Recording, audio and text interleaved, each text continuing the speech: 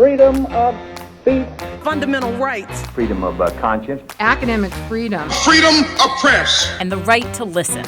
You're listening to So to Speak, the free speech podcast, brought to you by FIRE, the Foundation for Individual Rights and Expression. Hey folks, it's Nico Perino here, returning from paternity leave. I want to thank Tyler McQueen and Arpana Sheth for manning the ship while I was gone. I've heard great things from listeners about the episodes that they hosted. Tyler's 2 episodes about free speech and abolitionism and civil liberties and the Civil War. And Arpana, of course, hosting a live, so to speak, webinar about the 2022-2023 Supreme Court term. Before we get started with today's conversation, I want to flag for everyone that FIRE is sponsoring a debate out in LA on September 13th that I hope all of you will attend. This is in partnership with the Free Press, which we've been working with for a number of months now as sponsors of some of their content.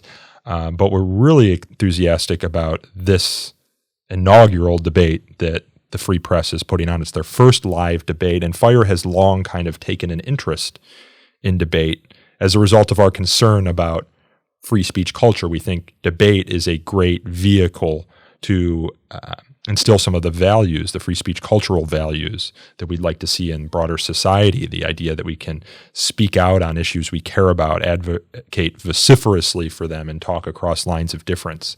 The topic of this debate is, has the sexual revolution failed? And we've got 2 debaters on each side. On one side, arguing that it has not failed, is Grimes, who is a famous musician. I'm sure most of you are familiar with her, along with Sarah Hayter, who's a writer and the co-host of the podcast A Special Place in Hell.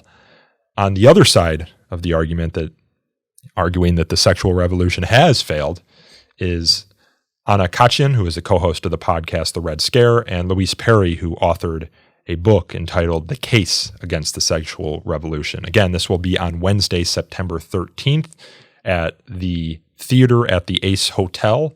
Doors open at 6, showtime is at 7, and you can get tickets, which are still available as of this recording, at thefp.com/debates. Again, that is thefp.com/debates. You can also find FIRE plugging it on our social media channels. I'll have a link in the show notes. But it's kind of a coincidence, in fact, that I'm plugging this debate event on a day in which the topic of the podcast is debates. So today we are talking about trends in high school debate that some might call illiberal or that make debate more difficult. One of our guests today kind of blew the lid on this conversation and catalyzed, I should say, a national conversation about high school debate when he published an article, coincidentally also, in the Free Press about some illiberal trends in high school debate, namely kind of the insertion of ideology in the judging of high school debates. Our guest is James Fishback. He is the founder and executive director of Incubate Debate, which is an organization that hosts free debate tournaments to students across Florida. He spent 4 years as a high school debater in Broward County, Florida, with a number of placements at the National Speech and Debate Association's national championships. And after college, he was a debate coach in Miami. We also have Matthew Adelstein, who is was, I should say, a high school debater. He's now a rising sophomore studying philosophy at the University of Michigan.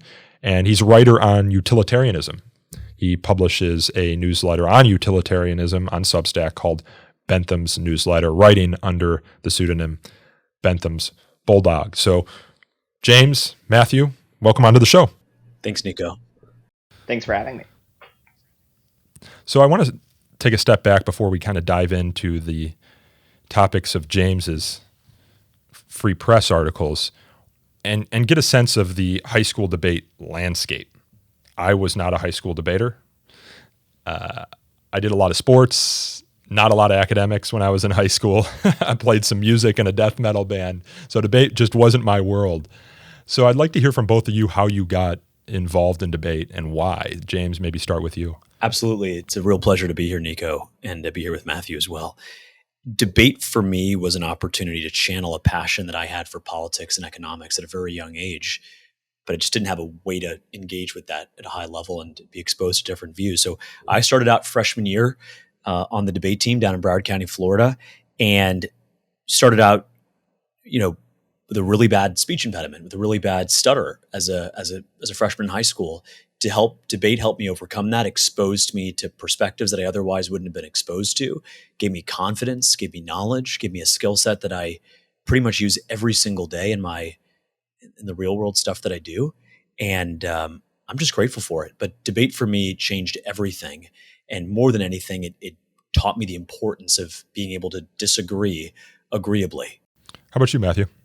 So when I was in around 7th grade, I decided I should learn at least something about politics. There was the presidential election going on. And so I started reading about politics, watching the various presidential debates, and I became quite interested in it. And so I began talking about it incessantly. I annoyed all the people around me. And so eventually, after talking about this so much, it was decided that I had to start doing debate just as an outlet for my, obsessive monomaniacal focus on politics. And so that's how I got into debate. I picked the high school that I did in large part because it had a good debate team, and I was just excited to do debate. And like what James said, debate really had a transformative impact on my ability to speak, on my ability to think about the world, and on my ability to do research about complex issues. I think I'm a better writer, thinker, and speaker as a result of debate than I would have been if I had never done debate. And Matthew, how does high school debate work, right? So I'm assuming each school has a club, and then those clubs debate clubs at other schools. Is there a national association that kind of organizes these debates? How do they work? Yeah, and what's like the typical format? Yeah, there is a national association. There are tournaments that are hosted, and so people will show up to the tournaments. They'll debate at the tournaments. Different events have different rules. So, for example, the kind of debate that I did in my last 2 years is known as policy debate. And in policy debate, there's one topic that's agreed upon for the entire year. And so you have to just do extensive research about a broad topic, like about immigration or criminal justice reform or water policy. And James, are debaters assigned a side of an argument, or do they choose it? How does it work? Yeah, it'll depend on the event. In the event that Matthew did, policy debate, he'll be assigned a side. In other events like congressional debate, which is very popular at the national level, students get to pick their own side. Gotcha. Okay, so James, in your article, you highlight National Speech and Debate Association, which I'm assuming is the largest speech and debate association in the United States. Is that like the premier one? That is the premier. It's the largest. It's the most storied. It has the largest impact nationally. It's the one with, I believe in your article, you note that it has 140,000 young debaters on its roster. Yeah, that's right. And that actually understates it because those are official members who are paying dues. The numbers are probably closer to 300,000. So in your article, you allege that this association, the National Speech and Debate Association, has been hijacked in some part by judges who are ideological, for lack of a better phrase, right? Who put together what are called paradigms that give debaters insight into how they judge debates and ultimately rule on who is going to be the winner. So can you talk about these paradigms? Absolutely. So Nico, the way a paradigm works, essentially it's an online profile. And it's an online profile that competitors like me and Matthew would be able to see before the round about our judge and what their preferences are. Now, let's rewind 8 to 10 years. Your average paradigm would say something along the lines of, I'd like you to speak at a measured pace as opposed to 300 words a minute. I prefer primary over secondary source information. And then maybe something along the lines of, I want you to weigh your impacts with those of the opposing team, essentially to tell me why your arguments matter. That's all fine and good. That's what paradigms were designed to do. But these online profiles that students now read before the rounds sound a lot more like the X profile of a social activist. So let me just read one of them to you right here. This is from the National College Debate Champion in 2019, Lila Lavender, who's judged hundreds of rounds of debate over the last couple of years. She tells students before the round in her paradigm, quote, "Before anything else, including being a debate judge, I am a Marxist-Leninist-Maoist. I cannot check the revolutionary proletarian science at the door. I will no longer evaluate and thus ever vote for rightist, capitalist, imperialist arguments." She goes on to give examples of those arguments, which include capitalism good, defense of the US, Zionism, normalizing Israel, US white fascist policing good. So for that young sophomore who walks into that debate round, who's spent months preparing for that very moment, she then looks at that paradigm and says, wait, hold on a second. I don't stand a chance. My argument rests on the police are a force for good in reducing violence, or capitalism is the greatest force possible to reducing abject poverty. So that's how these paradigm works. And over my two-part series for the Free Press, I looked at a lot of paradigms and really explained what impact they're having on high school debate today. Matthew, when you were a debater, did you look at the paradigms for all of your judges? Is that just standard practice? Yeah, before a judge judges you in a round, you would look over what their paradigm says. And in fact, the way that judge paradigms work, they're not just for the purpose of allowing the debaters before the round to know what's going on. They're also for the purpose of, before a tournament, you rank the judges. Depending on how the tournament works, you'll often rank the judges from 1 to 6, where 1 is the ones you like best, and 6 the ones you like worst.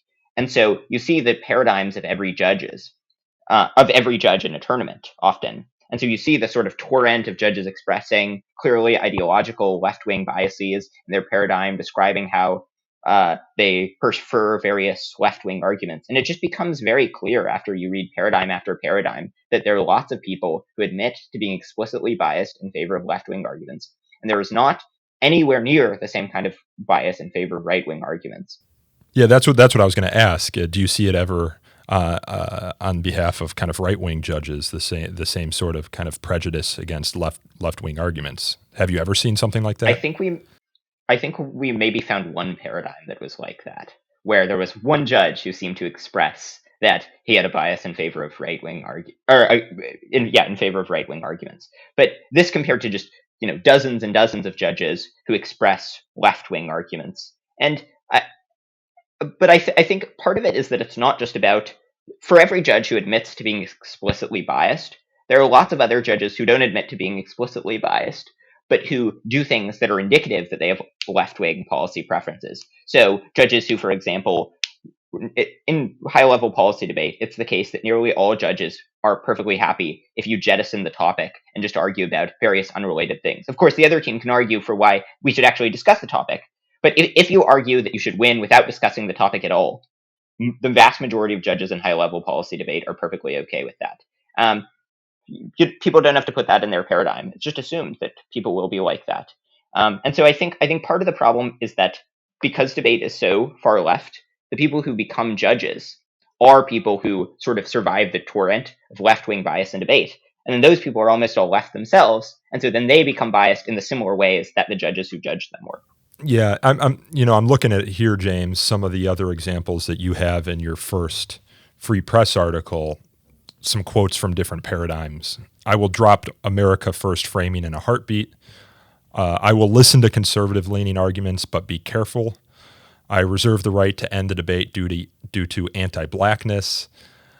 If you are white, don't run arguments with impacts that primarily affect POCs, people of color. These arguments should belong to the communities they affect. There's one here that it says, if you are discussing immigrants in the round and describe the person as illegal, I will immediately stop the round, give you the loss with low speaks, which is debate speak for low speaker points, give you a stern lecture, and then talk to your coach. I will not have you making the debate space unsafe. There's another who says, I'm extremely skeptical of capitalism good arguments. If you go for them, you better do a lot of analysis to convince me. Obviously, you probably only need to see a few of these in paradigms for judges as you're going through kind of the debate circuit to get a sense that this sort of bias exists. But is it widespread? I mean, would you say that these sort of ideologically tinged paradigms are the norm? I would say so. And I think Matthew's example is the right one. I wrote actually about what happened to Matthew at his final debate tournament ever at the Tournament of Champions in the fall of 2022. And what ended up happening was Matthew put out a tweet a couple weeks prior to the tournament that the other team, his opponents, deemed politically incorrect. The debate, Nico, was on U.S. water policy, undoubtedly an important topic in the country.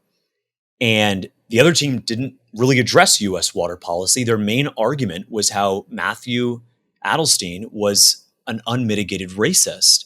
And so, and the worst part here is, by the way, anybody can say whatever they want, but the worst part here is that the judge actually took the opposing team seriously and then went on to excoriate Matthew himself. That judge, and I'm reading here, quote, of what that judge sent to Matthew afterward in his written decision. He said, quote, "A debate space where racist or violent people are not allowed is preferable to one where they are." And so here's the thing, is that judge, if you look at his paradigm to this day, and definitely when he was judging Matthew, we went back and checked, there was nothing to indicate that he would have done that. There's nothing in that paradigm that seemed to indicate that he would allow someone to hijack around on U.S. water infrastructure and the protection of water resources to make a debate about an ad hominem attack about a tweet that was irrelevant to the round in question. There was an article that came out this past weekend, actually, in Matthew Iglesias' Substack by a former debater as well, Maya Bodnick, and she actually put a number to this. And one way, sort of the litmus test that I think is the best litmus test on whether a judge is ideological to the point where they really can't make sense of it is cannot be an impartial adjudicator, is how willing, or rather, is the judge willing to seriously evaluate non-topical arguments? So if we come into a debate on NATO expansionism, and you argue that U.S. police are racist, and we actually can't debate this topic because U.S. hegemony is anti-Black and so on and so forth, a totally irrelevant argument, would you take that seriously? And what Maya's reporting found, and I checked it out myself and it all checks out, is that 3 out of 4 judges at the most prestigious national tournament would evaluate those off-topic, critical arguments just as they would a legitimate argument that is tied to the topic at hand. Yeah, I want to talk about Maya's article, but before we move there, I want to just ask Matthew to talk a little bit about his experience in April of 2022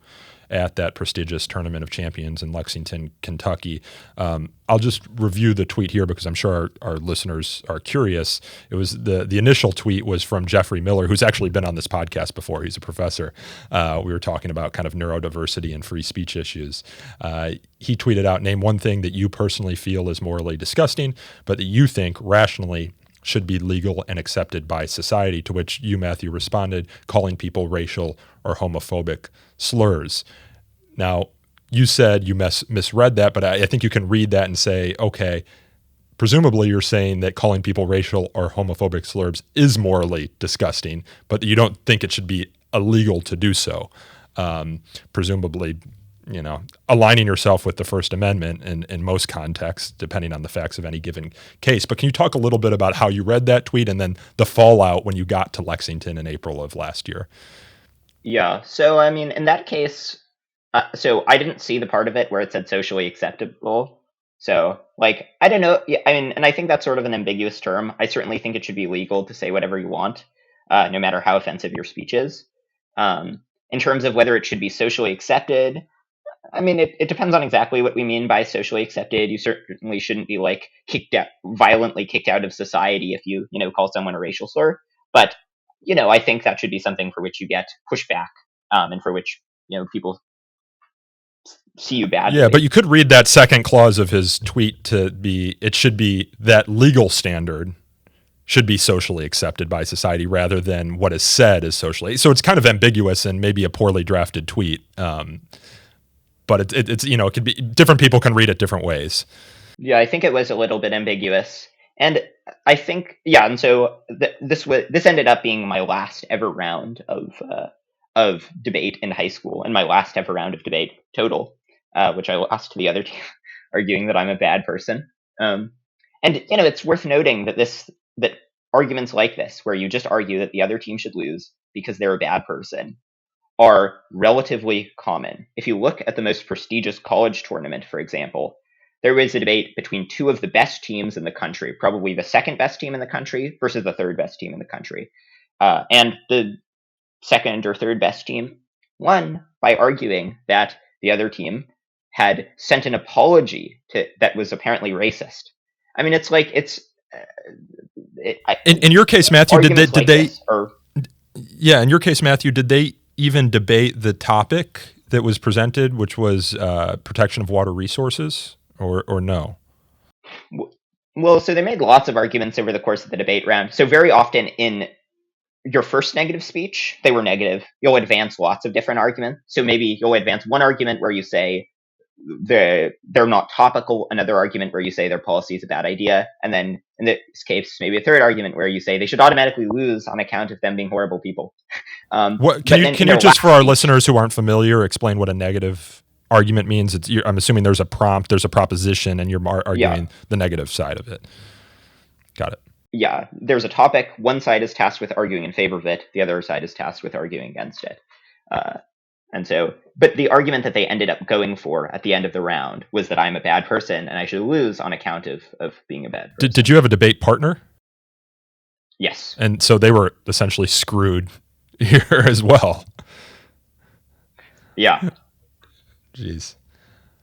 And this is this common? The idea that you will hijack a debate to do what is in effect character assassination, and do you know who you're debating ahead of time so that you can conduct all this sort of background research, digging through tweets and, I don't know, putting together a dossier on whoever your opponent is to kind of undermine their argument?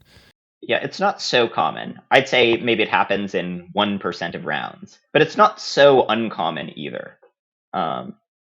And yeah, I mean, so that's one of the reasons it doesn't happen, because it is actually just difficult to dig up dirt on every other team that you might be debating against, given that there are a lot of teams at any given tournament. But very often, so, there was one team in college that was quite good. They won the vast majority of their rounds.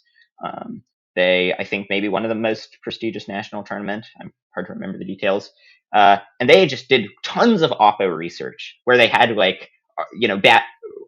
various character attacks of just tons of the top teams where they would argue that they were bad people. I mean, it's really, and one worry about this, and this is something that I think, listeners to the Fire podcast will be concerned about, is that actually making it so that people can get punished for speech that they've said in unrelated domains really has a chilling effect on saying controversial speech. If you combine the fact that most debate judges are very far left and are quite ideological, such that they accept left-wing assumptions dogmatically, with the fact that you can lose a round for just expressing views that people disagree with, like, mild support for the First Amendment.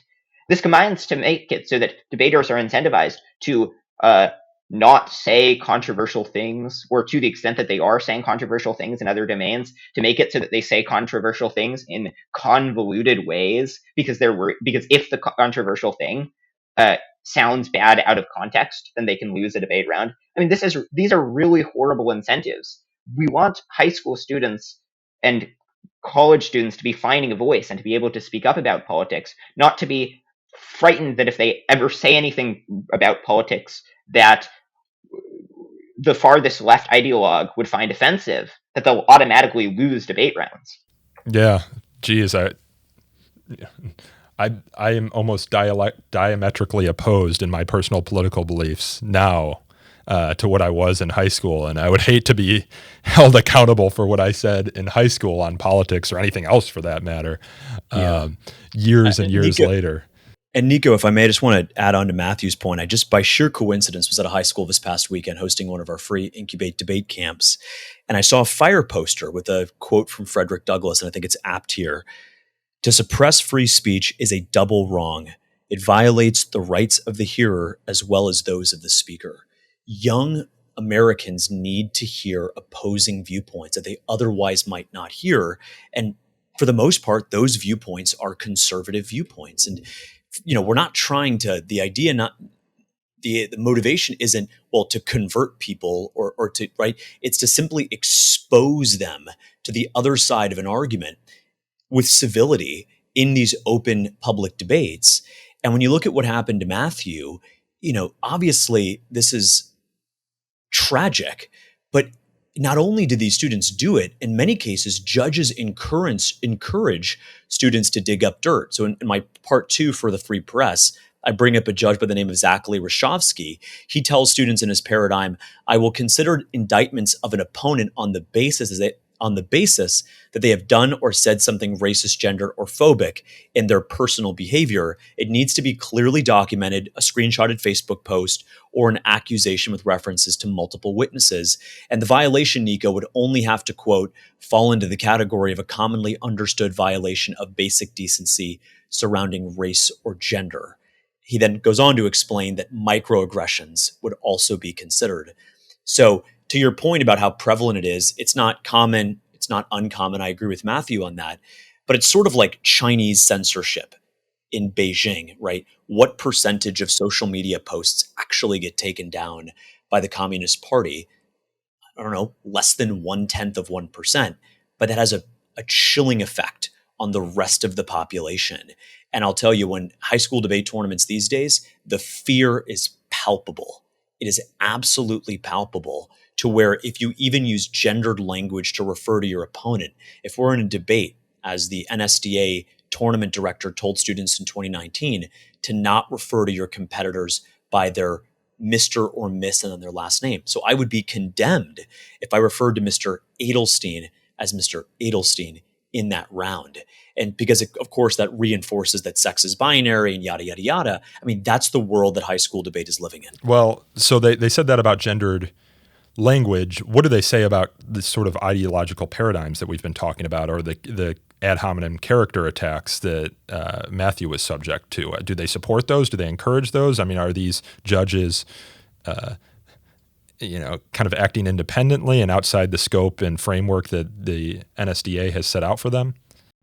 Yeah, they've said absolutely nothing. And I spoke with a coach who's been with the NSDA for 27 years from Kansas, and he was extremely disappointed that the NSDA wouldn't even denounce, let alone remove, but wouldn't even denounce the judges that were brought up in the Free Press reporting. I mean, to the judge who tells students, if you merely use the word illegal immigrant, I will stand up, cut you off, you'll lose, and I'll give you a stern lecture. I will not have you make the debate space unsafe. Or to the judge who imposes a restriction on your speech based on the color of your skin. I mean, this is really easy to denounce, and yet the NSDA didn't. And by not denouncing it, here we are 2 months later, they've essentially reinforced it and tacitly approved it. And it's going to be a very interesting season ahead. It's really tough to be a high school debater now if you don't fall in line with the ideological dominance of the day. So, James, it was either you or Matthew who had brought up critiques. This is what Maya Bodnick's reporting in the Substack Slow Boring. That's Matt Iglesias' Substack. She published this, I don't know what day are we recording, August 2nd. She published this over the weekend. We invited her on the show. She declined, but I think it's still worth talking here. And Matthew, you're actually quoted in that piece as well. You're all over the place. But Matthew, maybe you can kind of describe what critiques are. And this isn't spelled the way, we spell critiques in English. This is Kritik, which I believe is probably German because it's maybe something that came from kind of the critical theorists in the Frankfurt School. But Matthew, I don't know if you have background here that you can explain what these are and how they're used in debate. Yeah, so the idea of a critique is that rather than addressing the topic directly, they'll sort of challenge the underlying assumptions of the other team. So they'll argue something like, so suppose, for example, that the other team proposes a tax on negative externalities to pollution, which is sort of the standard solution to pollution that seems to be supported by most economists, that you get people to internalize externalities. The other team would say, look, this is capitalist ideologically, and capitalism's this horrible system, and so even if this policy would be good in a vacuum, the other team should lose because they're supporting the horrible capitalist ideology, and instead we should move away from capitalism. So there are arguments that, rather than directly addressing the question of whether the topic's a good idea or not, they seek to address sort of the underlying framework of the topic or of the other, something that's being argued by the other team. But very often teams will make critical arguments when they're the affirmative team, when they're arguing for the topic. And so when they do this, they'll just ignore the topic and talk about other things and then argue that they should win because they're talking about other things that are important. Yeah, Maya has an example in her reporting of the affirmative side kind of kicking off the debate by proposing a critique, either to kind of undermine a critique that's going to come from the negative side, or because it's the way students apparently debate these days.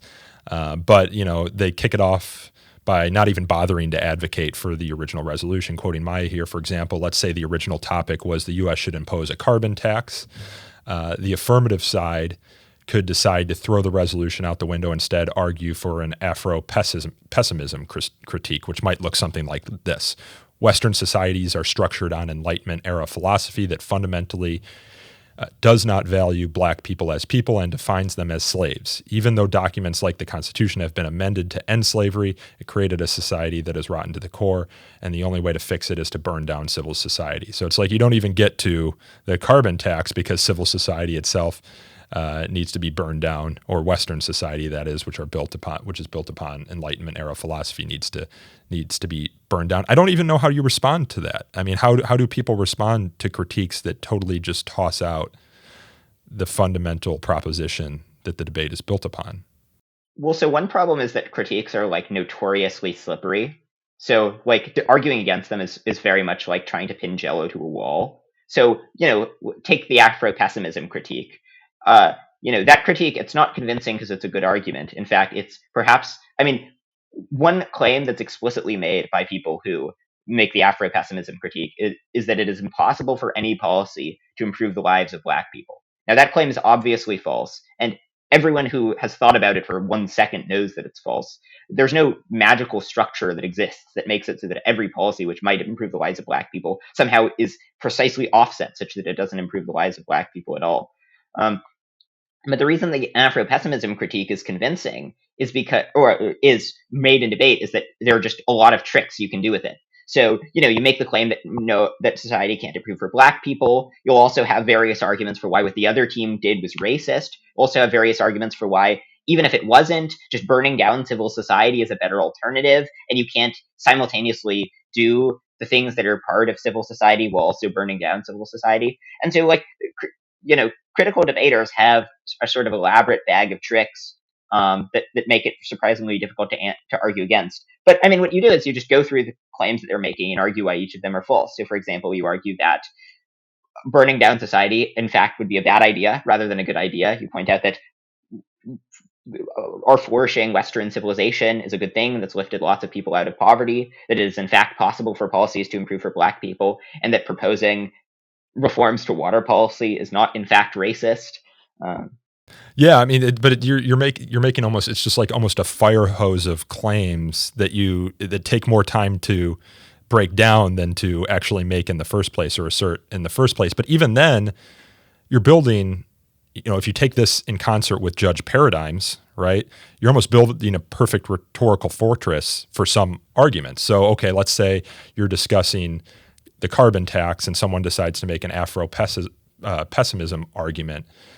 Let's say that the person making that argument is a person of color. Then you go look at Lindsay Schroedick's paradigm that James highlights in his article that says that if you're white, don't run arguments with impacts that primarily affect people of color. These arguments should belong to communities they affect. So you make an Afro-pessimism argument. You're a person of color. You're a white person that's tasked with responding to that. You have some judges whose paradigms say that because the argument primarily affects people of color, you shouldn't make those arguments. So it almost starts to seem like you're increasingly constrained if you're unwilling to play the game, or even by the nature of just the color of your skin in some cases, or at least in this judge's paradigm.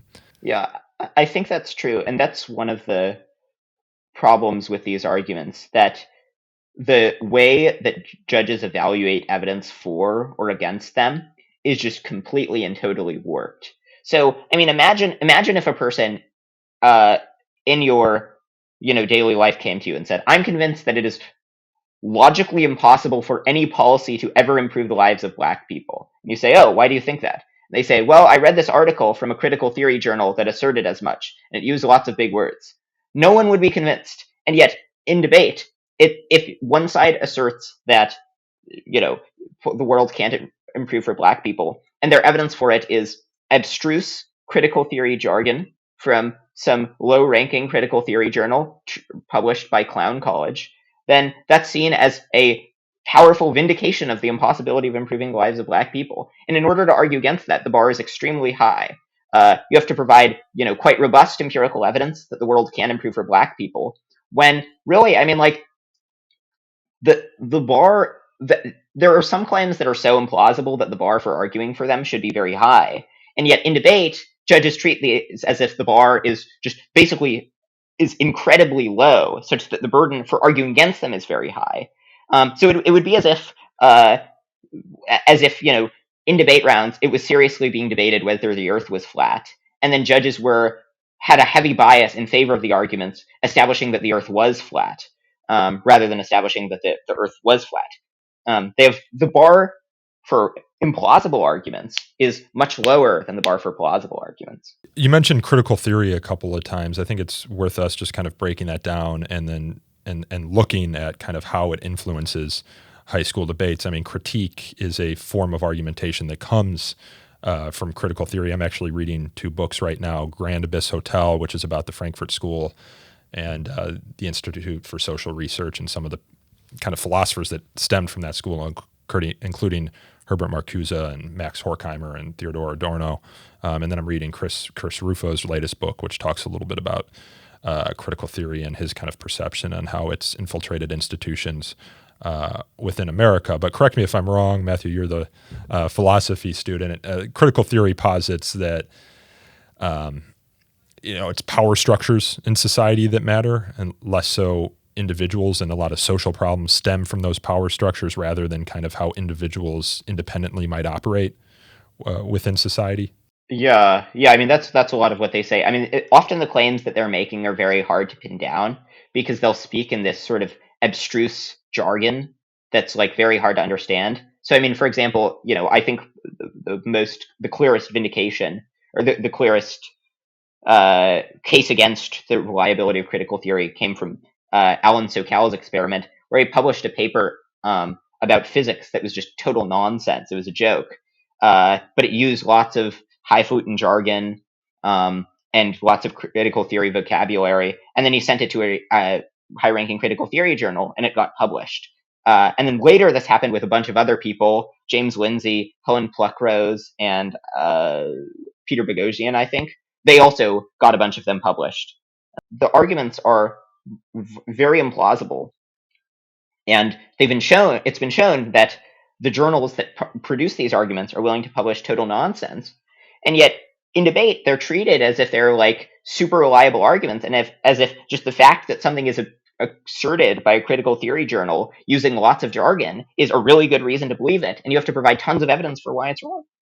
Yeah, James, in Maya's reporting, and I think you noted this earlier, there are some debate formats where this is like 2/3 or more of the arguments that are made. And I think she's only looking at kind of semifinal and final rounds in the Tournament of Champion. And she breaks down kind of where these arguments are most common, highlighting 3 debate formats. And I think it'd be helpful for you guys to kind of explain those to our listeners. There's a policy debate format, there's a Lincoln Douglas format, and a public forum format.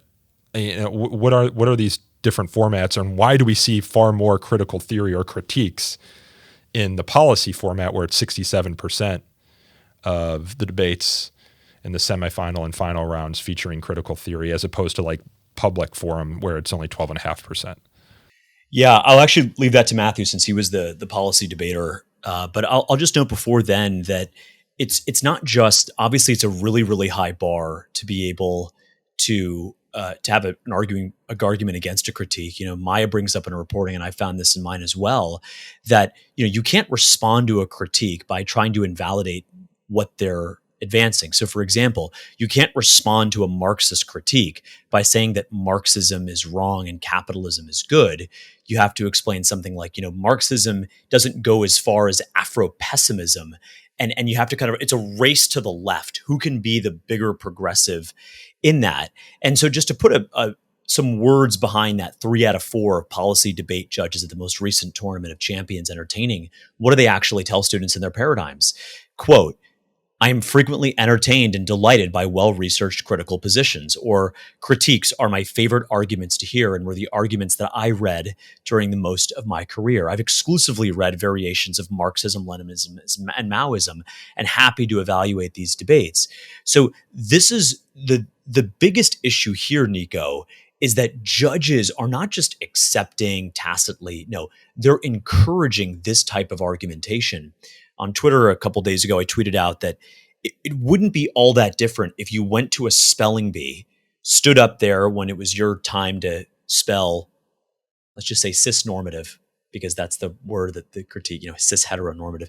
It's your time to spell that word, and then you go up there and say, you know what? Spelling is merit, and merit is rooted in white supremacy, and I'm not going to spell, I'm going to play the guitar. And then you bring out an electric guitar and go on the riff from Gypsy, which is a really great one, but I probably shouldn't say that because that's not politically correct to use that word. So, or whatever the case is, right? And so that is just as bizarre and inappropriate as it would be during a debate on US water policy or on NATO expansion to say, no, hold on one second. We got to actually talk about racism in America or whatever the case may be, or this ad hominem attack that Matthew Edelstein was on the other side of. Yeah, I actually wanted to ask you guys, I hadn't thought about this before, but what sort of position or positions does this put judges in when debaters make these arguments? So you there, James, for example, used kind of the white supremacy argument in positing your hypothetical. I imagine arguments toward white supremacy come up quite frequently in high school debate as well. Or arguments, about oppressor or oppressed, right, on the side of marginalized communities. I can imagine if you're a debater and they're making the argument that the other side's argument is white supremacist. If you're a judge, you don't want to be seen to be favoring white supremacy, right? It's like I think Herbert Marcuse called this sort of framing linguistic therapy as a way of kind of like shaping language to almost emotionally manipulate people, because no one wants to be seen as a racist or a sexist or a white supremacist, right? So you frame the arguments that way, and then the people on the opposite side are almost on their back feet, and then you have all the listeners, in this case it might be the judges, who don't want to be seen or be claim to be supporting those white supremacist arguments. So it's like it almost puts, I imagine, the judges in a tough position too if they wanted to support kind of the fundamental premise of the debate, which is the policy that's being debated. That's exactly right. And what you'll hear a lot of in high school debate and paradigms is this idea of the power of the ballot, the power of the ballot. And Matthew knows this term because that last debate round ever he competed in, the judge told him, quote, the ballot has a transformative power to challenge white debate norms where it is okay to let racist or violent activity slide. I feel as if a lot of judges take this way too seriously, as if their decision to vote for Matthew over the team that says that Matthew is racist, by voting for Matthew, they would be complicit in his ostensibly politically incorrect tweet that is unmitigated racism. Per the other team, right? So there's a lot of that to it as well, that these judges, they really have to pinch themselves and be reminded of the fact that this is an purely educational activity that's designed to expose students to different viewpoints, to build up critical thinking and public speaking skills and argumentation. It's not about your own politics. And a lot of judges have a hard time separating the role as an impartial adjudicator with their own political beliefs. So when a student goes up there and says, you know what, Israel has a right to defend itself, there are judges out there who would say, I can't possibly vote for that argument, even if it objectively won the round, because if it gets out to the rest of my local debate circuit that I voted for what they would probably deem a pro-apartheid argument, that I will face social stigma as a result. And so this is the toxic culture that has become high school debate, where the students, the judges, the coaches, everybody is looking over, everyone is worried about the person behind them or doing something or saying something that might lead to them being socially ostracized from this activity. Matthew, do you have anything to add there? Yeah, I think that's largely true. I think part of the problem is that part of the reason why debate is so far left is that judges are worried about backlash and so on. But I think also a lot of it is just nearly all debaters are far left, and so left wing signals of allegiance to left wing policies are seen as totally innocuous, and things that are treated as very normal among left wing people and not at all normal among right wing people are treated as are like quite ubiquitous in debate. One of my favorite philosophers, a guy named Michael Huemer, has an article called "Why Not Shibboleths," and the basic point is that very often in lots of spaces like debate, you'll have people just doing very innocuous things that signal left-wing allegiances. So he gives this example of, imagine that, every time you went into a room, everyone just had a little Trump flag at a debate tournament. Well, you would sort of sense that debate was kind of far right. Well, in debate, it's not the case usually that people have Biden flags. Very often people will have laptop stickers that do actually signal their political allegiance. So I think, like something like half of debaters have some laptop sticker that describes some left-wing policy. But it's not just that, it's the vernacular that's common in debate. So for example, debaters frequently talk about psychic violence. I remember, when I first went into debate, I was sort of a libertarian, and I just found the term psychic violence to be just a bizarre term. I mean, how can, words, what does it even mean unless you're like using telepathy to attack someone? But psychic violence apparently means when you say things that are offensive. And lots of left-wing people use the term. I've never heard a right-wing person use the term. And so it's like the way in which debaters talk is a way that exclusively left-wing people talk, such that it's very clear to everyone that the community is left and that right-wing arguments will not be tolerated. Or another example is a huge portion of judges have pronouns in their bio, or in their judge paradigm. I don't know of a single conservative who puts their pronoun in their bio. I know of lots of liberals who do it. So it's like just all the things that are done in debate are done to signal one's political allegiance to an ideology, to a tendentious ideology that's disagreed with by about half the country. And so it's sort of no surprise that left-wing arguments flourish. Yeah, James, in your reporting, you talk about one student at the 2018 NSDA National Tournament in Fort Lauderdale who wrote a open letter on Reddit about her experience. And the student made conservative arguments during the debate tournament, and she said, I believe it was she, could be wrong though. Yeah, she later posted, and this is portion of what she said. I really did not appreciate your words toward me after the round. She's talking to the people who were in the audience.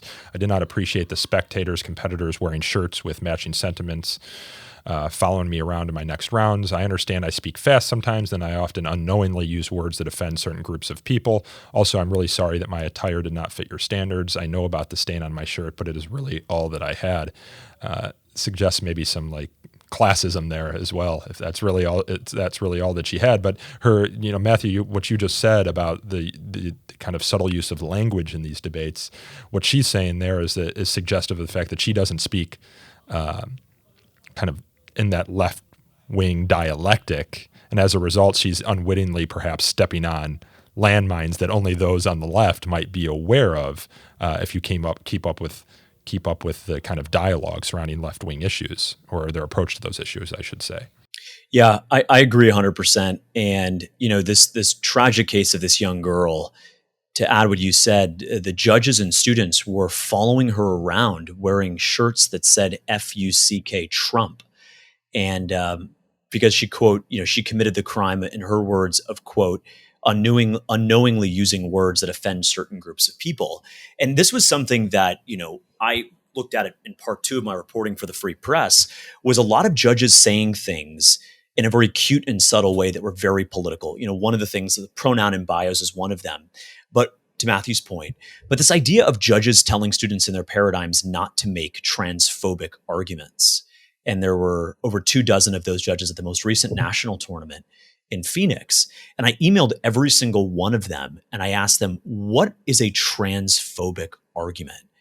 And only one of the 26 got back to me and declined to answer. I actually listed 5 potential arguments and asked him to rate which were transphobic. And the reason why, because I suspect that what is transphobic for them is something that 70% of Americans would likely agree with. The idea that children cannot consent to permanent sex changes, or that a 14-year-old girl cannot consent to a double mastectomy or a so-called gender-affirming hysterectomy. These are voices and perspectives that are desperately needed in high school debate. There's an Axios Ipsos poll from a couple months ago that found that 70% of young Democrats would not date a Republican, and 40% of young Republicans would not date a Democrat. And those numbers ought to be 0, right? We should not be prejudging any type of relationship with someone on the basis of politics. And so at a time when the country is so deeply divided, to tell people you can't make a, quote, transphobic argument, that if you're white, you can't even talk about urban violence in places like Baltimore or Chicago, it's antithetical to free speech and open debate, and it's fundamentally un-American. To close out the conversation here, I want to ask, go ahead, Matthew, you can give closing thoughts on that. Yeah, just to add on briefly to James's point, I think this is true. I mean, one sort of amusing instance of this was there were lots of people. So James hosted a Twitter space a while back where people who disagreed with this reporting could explain why they disagreed, but people who disagreed with the Free Press articles.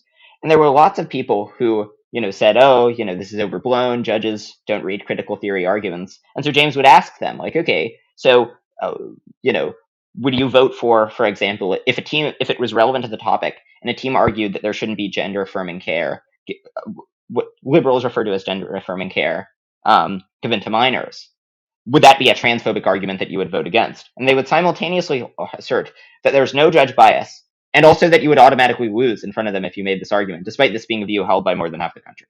And I think that this goes to show just how thorough the echo chamber is in debate. I think the point about how debaters have a peculiar way of talking is very true. Very often, one problem is that prior to getting into debate, people sort of talk like normal people, and debate has its own very peculiar set of terms and norms, such that there's sort of a stigma when you sort of talk like a normal person, say things that conservatives say, given that that's sort of what's said by debate novices before they become inculcated in the peculiar doublespeak that's rampant in debate. I mean, one particularly bizarre example of this was there was one round where I argued that utilitarianism was the right ethical theory. Utilitarianism says that you should take the actions that maximize how well off people are in the aggregate. The other team claimed that this was all lives matter logic, because you're counting all people's lives as equally valuable. And so what I said in response was, well, all lives matter, the political movement, we don't have to endorse that, but clearly the slogan all lives matter is true. The alternative is some lives not mattering. And the judge, well, they didn't vote against me for this. In debate, you'll get speaker points, which are sort of like, they're useful for tiebreakers. They rank how well you did over the course of that round. Usually, I would get I'd say the average number of speaker points I would get is maybe 29.1, something around there. The judge gave me 27.1 speaker points, which is much, much lower. That was the lowest speaker points I ever got, and explicitly said it was because I said that the slogan, all lives matter, is a true slogan. When I even denounced the political movement, but, because I didn't do it in the right kind of debate speech. It wasn't that kind of is a good segue into my last question for you, which is more just a curiosity for me as a non-high school debater. In Maya's article, there is a footnote about speed debating, or like how because she was citing to all these examples of critiques, and she said, if you go and look at these, you might not understand them, not just because the arguments kind of are ephemeral and abstract, but also because they're talking at like 350 what is it, beats per minute, or I don't know what it was in the YouTube headline, but it's like this way of talking in debate that is, or debating, that is just so fast that you can't understand what people are saying. Prosperous militarism, militarization with state enemy, domination, legitimate global win by 3 meters, and there's no evidence can broad scale extinction. Nature maps already allocated funds to the plan. The plan stops always with Lundero. Can you guys talk about what is that trend? It's extraordinary, and I don't get it. So what am I missing? I'm actually sort of more sympathetic to this than I think a lot of other people. I think, so debate at the high levels is much more of like a technical point scoring game than it is about persuasion. And that's sort of for better or worse, I think largely worse. So as a result, as long as you're making the points, it doesn't really matter how fast you make them. And so there's an incentive to talk quickly. I mean, I think that one problem is that policy debate has a very weird norms for citation, where after you read a claim that's backed up by evidence, you have to read the words that the evidence says that back up the claim. This is not how any academic uses it. Academics use footnotes where they'll make a claim and they'll say this is supported by this source, rather than having to read provide a full paragraph of what exactly the source said. And so as a result of that, the way debaters talk is just because of this really inefficient citation style that's demanded, it's just really inefficient. And so they have to talk quickly to make any significant number of points. So, I think, in my ideal world, people would talk much more slowly, but also this bizarre citation style where you have to read entire paragraphs in order to make claims backed up by evidence would also be done away with, so that we'd make a similar number of points. But if we can keep the citation style, then you would just get the unfortunate result that debaters would make 1 point a minute. Just that things would be very slow and inefficient. So I think, given this bizarre citation style, speed talking is worth keeping. Oh, that's interesting. So it's, yeah. As a non-debater, I didn't know what the incentives were for debaters, and it sounds like speed talking is a result of certain incentives. Because when I think about, and this isn't debate necessarily, but speech, I think about some of the best speeches. A lot of it is knowing when to command silence, speak quickly or slowly, kind of having that natural narrative arc. Like if you look at Roosevelt's speech after the bombing at Pearl Harbor, December 7th, 1941, a day which will live in infamy. It's like he's 5 or 6 words he takes 10 seconds to say because he's trying to make an impact. You look at Churchill's speeches during World War II as well. Again, these aren't debates, these are speeches, but they're deliberately kind of, it's almost musical the way that they're speaking as a way to kind of make an impact. And I didn't realize in debate that there's this kind of citation incentive that incentivizes folks to speak fast so that they can get as many citations perhaps in as possible. That's interesting. Yeah, debaters sort of replace the normal way people speak eloquently with just when there's a point that's especially important, they just say it more loudly rather than the way normal people speak.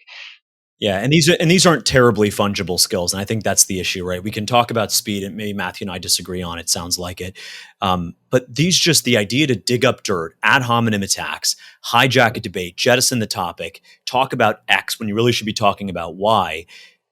So great, you win. You might get a scholarship, but at the end of the day, 10 years later, are these skills that you can actually use in your day-to-day life? And the answer is no. Yeah, I think that's definitely true. And if you look at a lot of the debaters who read critical theory arguments, they're now embittered Twitter English majors who have nothing going for them and who are not doing much in life.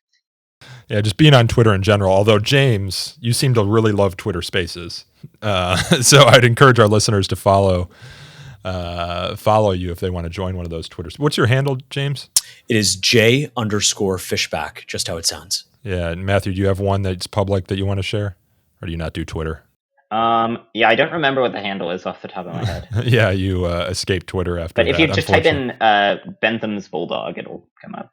Yeah. So by kind of way of closing here, I'm assuming since you both, Matthew, you were cited in James and Maya's article. James, you've published 2 articles. You've been hearing from a lot of folks. What's the sense from the general public? Are they like me who kind of was unaware of this world and is absolutely shocked by how it's kind of become hijacked by ideology? Or is there a lot of people, kind of additional people coming out of the woodwork saying, yeah, this is such a problem. Thank you for shedding light on it? Yeah, I've got a lot of people who've reached out since part one came up in the Free Press at the end of May. I'm most encouraged by the judges and the current judges and students who reached out and thanked me for writing about this, because they didn't feel like they were able to bring up this point. It's something they've had, it's been with them for a while, these concerns, these criticisms. And really, we've got to fix it. And, I've started my own nonprofit debate league, Incubate Debate in Florida, but that's not going to fix this problem nationally, to tell you the truth. We need competing institutions. My advice to the NSDA would be get rid of debate judges in the traditional sense, right? Bring in non-debate, non-former debaters to come judge these tournaments, kind of like what Incubate Debate has done. Bring in first responders, bring in local college professors, bring in members of the armed forces, veterans, local elected officials. And effectively what you do is, when you take away the marketplace for critical Marxism to be the ideology of choice in a debate round, you end up the issue here is that if judges weren't so willing to accept this type of argumentation, and 99% of society wouldn't either, then you largely fix the problem. Students start to lose because they're realize that hijacking a debate isn't going to change the minds, isn't going to convince anybody on a random street in America, and then they have to adapt accordingly. I think that's the best advice I could give the NSDA is drop the current existing judges, bring on members of the local community, these sort of citizen judging panels. That's going to go a long way to fix a lot of the problems they're facing. Well, great. I think we're going to leave it there. If folks are interested in learning more about Incubate Debate, which James, of course, is a founder and executive director of, you can go to incubatedebate.org. And if folks are interested in reading Matthew's writing on utilitarianism, they can visit benthams.substack.com. Again, that's benthams.substack.com. And Matthew, I believe you write under the pseudonym Bentham's Bulldog. Is that right? Yeah. So I encourage folks to check that out. Follow James, of course, on Twitter, and stay tuned. And again, if you are interested in attending the debate in LA, Has the Sexual Revolution Failed, that we are sponsoring, which is hosted by the Free Press, I will be there. It's on September 13th. Please make your way over to thefp.com/debates. And if you have any feedback for Matthew or James or myself, or general feedback about the podcast, you can, of course, go to your email and email us at so-to-speak@thefire.org. We also take reviews on the show if you enjoyed listening, and we're on most of the social media channels, so just search for Free Speech Talk or So to Speak Podcast. We'll find you there. And Matthew, James, I appreciate you guys joining the show. Our pleasure. Thank you very much, Nico. Thanks for having me.